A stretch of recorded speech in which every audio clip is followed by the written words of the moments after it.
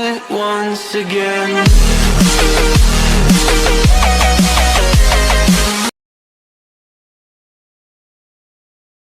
Hi, ako pala si Ann Baluga, isang OFW dito sa bansang Malaysia.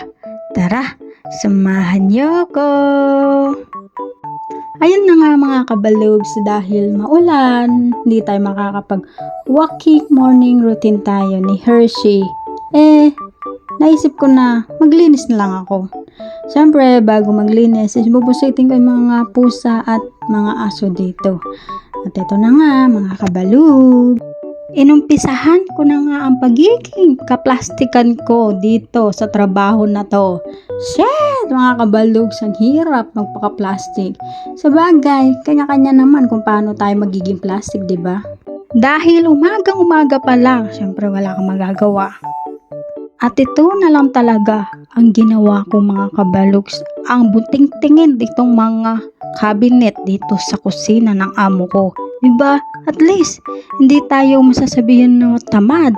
Kahit tamad naman talaga. Charles!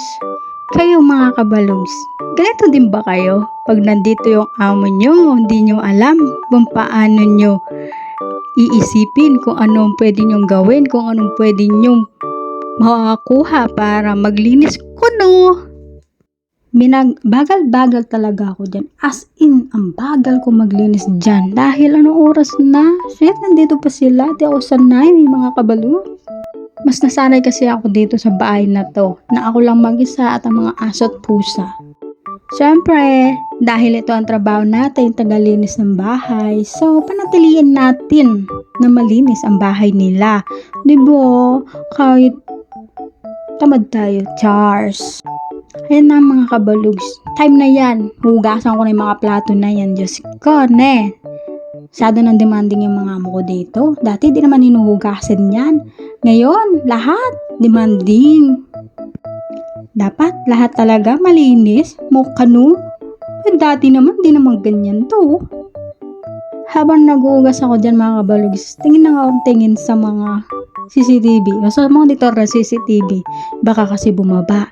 Hindi naman nila alam na nagbibideo ako kuno, pa-vlog-vlog kuno. Dahil natapos na natin to mga kabalugs, ibalik na natin lahat. O diba? Malinis na naman ang cabinet ni Madam dito sa kusina. Pero mga kabalugs is twice a month ko lang talaga lilininis ang cabinet na yan. Hindi naman kasi niligamit. Display lang yung mga yan. Pero yung mga ginagamit, nandyan, nansa sa loob. Diyos ko, ne. Sa puntong ito mga kabalugs, nandito na tayo sa bartender ba ni Madam. Ito yung mga coffee ka no. Sana all may coffee table o coffee. Ang tawag doon mga kabalugs. Diyos ko, hirap ne. Palibasa, kalulutarugo. Magtaka ko mga kabalugs, dati 15 minutes ko lang itong natatapos. Ngayon, 1 oras mahigit. Diyos ko, buti natapos na.